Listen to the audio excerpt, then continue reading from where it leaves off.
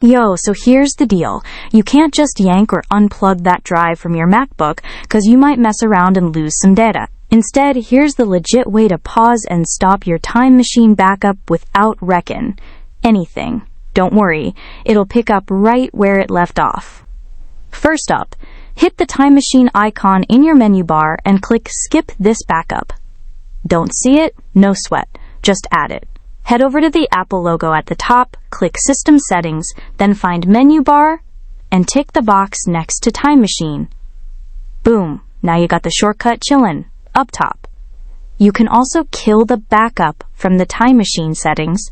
Just go under the General section, hit Time Machine, and tap that little close button next to the Backup Progress bar. And that's it. Backup's paused, it'll start up again automatically.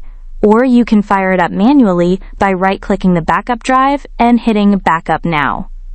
Hope this walkthrough hooked you up. Smash that like button and drop a thumbs up to keep this channel rolling.